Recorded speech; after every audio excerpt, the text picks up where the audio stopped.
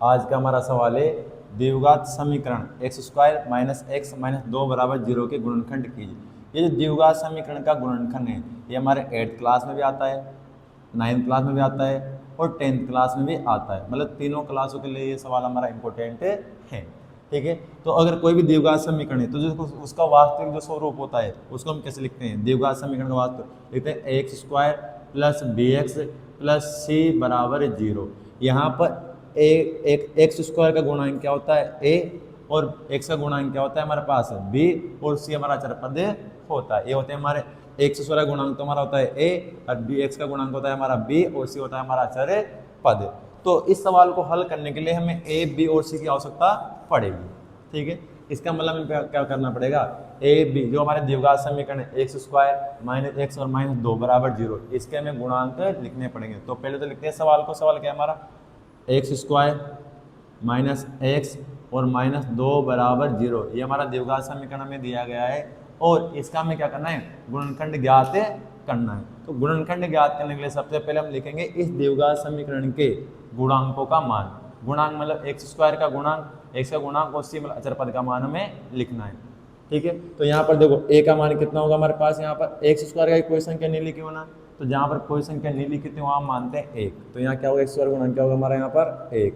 अरे यहाँ देखो ये बी है, अब एक्स या कोई संख्या लिखो तो बी का मान भी कितना हो जाएगा यहाँ पर हमारे पास? 1, और सी का मान हमारे पास कितना हो जाएगा यहाँ पर? 2। पहला स्टेप में क्या करेंगे हम? ए, बी और सी के मान लिखेंगे, मतलब द्विघात समीकरण के गुणांकों का मान लिखेंगे। दूसरे में हमें क्या करना है? ए को हमें सी से गुणा करना है। क्या करना है? ए को हमें सी से गुणा करना है। तो ए का मान कितना हमारे पास? 1 गुणा सी का मान कितना हमारे पास? 2। जब ए को हम सी से गुणा करेंगे तो हमारे पास कितना आ रहा है? 2।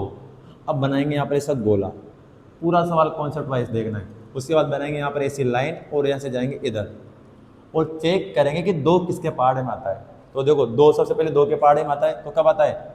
2 × 1 बराबर कितना आ गया हमारे पास? 2।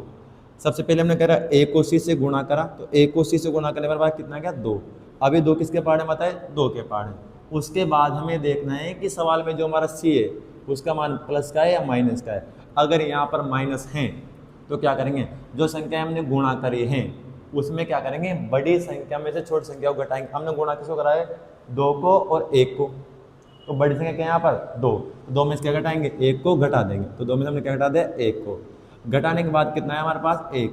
जैसे हम संख्या को घटाएंगे तो हम देखेंगे कि घटाने के बाद जो हमारा मान आ रहा है क्या वो बी का मान है? अगर बी का मान है तो आगे बढ़ेंगे, नहीं अगर नहीं आ रहा बी का मान तो हमारा क्या है? गलत है। वो क्या है हमारा? गलत है। तो देखो हमने क्या करा? 2 में से 1 को घटाया और हमारे पास कितना प्राप्त हो गया? 1। क्या ये बी का मान है? हाँ, 1 बी का मान है। जैसे हमें प्राप्त हो जाएगा बी का मान, हम क्या करेंगे? इस पूरे बॉक्स को यहाँ उतार देंगे। ठीक है, पूरे बॉक्स को हम उतार देंगे। यहाँ पर बॉक्स क्या है हमारा? 2 - 1 = 1। अगर सवाल में तुम्हें क्या दिखाई दे रहा है? एक्स दिखाई दे, तो सब जगह यहाँ पर क्या लगा देंगे? एक्स से लगा देंगे। यहाँ भी लगा दिया हमने एक्स, यहाँ भी लगा दिया हमने एक्स, और यहाँ भी लगा दिया हमने एक्स। तो जहाँ पर एक एक्स होता है वहाँ हम एक्स बांध सकते हैं, तो एक होता है वो। यहाँ भी हम क्या बोल सकते हैं? एक्स। हमारे पास प्राप्त हो गया 2x - x बराबर x।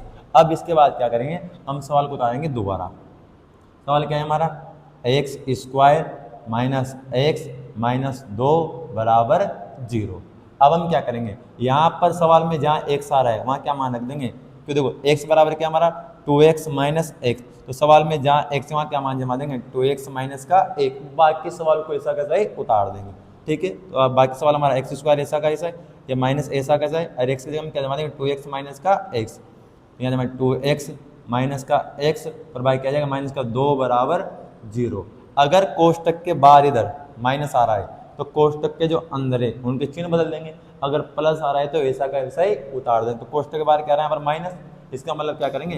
अंदर आने वाले पदों के चिन्ह में बदल देंगे। तो यहाँ 2x प्लस का किसका हो जाएगा? माइनस का, और x किसका है? माइनस का, तो किसका हो जाएगा? प्लस का। बाकी देखो तो एक्स स्क्वायर ऐसा कैसा है? 2x किसका हो जाएगा हमारे यहाँ पर? माइनस का, और x किसका हो जाएगा हमारे यहाँ पर?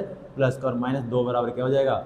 0। जैसे हमें 4 संख्या प्राप्त होगी हम क्या करेंगे? 2 2 के जोड़े बनाएंगे, ये 2 का जोड़ा और ये 2 का जोड़ा। अब इन जोड़ों में से हम क्या करेंगे? प्रत्येक 2 जोड़ों में से हमें कुछ कॉमन है लेना है, जो कॉमन आ रहा है संख्याओं में देखेंगे।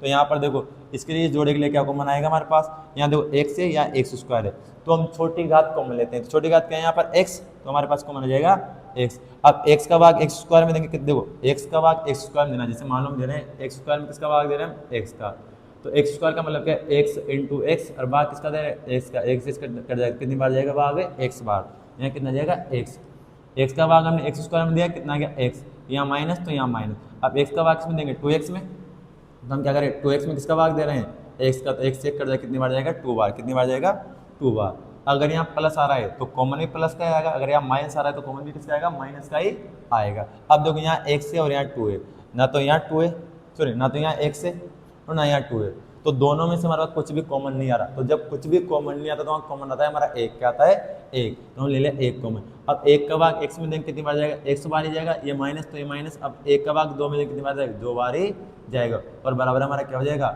0। ये अब देखो दोनों कोष्टक एक जैसे प्राप्त हो गए हमारे, तो मतलब हमारा सवाल सही है। अगर दोनों कोष्टक में एक जैसे प्राप्त नहीं हुए तो हमारा सवाल है गलत है। अब इन दोनों कोष्टकों में से एक कोष्टक उतार लेंगे, क्या हो जाएगा हमारा x माइनस 2, और अगला कोष्टक कहाँ से बनाएंगे, जो संख्या हमने कॉमन ली, तो पहले तो क्या ली थी हमने x और दूसरा हमने क्या लेता है 1। अब 1 क्या है, कोई चिन्ह नहीं तो कौन सा चिन्ह मानेंगे, प्लस का चिन्ह मानेंगे, तो क्या बन जाएगा x प्लस का 1 बराबर 0। तो हमारे जो x स्क्वायर माइनस x और माइनस 2 बराबर जो द्विघात समीकरण है, इसके गुणनखंड में क्या प्राप्त हो गए, x माइनस 2 और x प्लस 1, ये हमारे द्विघात समीकरण गुणनखंड हैं। अगर हम इसको आगे हल करते हैं और x का हम मान निकालते हैं तो x के हमें 2 मान प्राप्त होंगे, जिन्हें 10th क्लास में शून्य भी कहते हैं।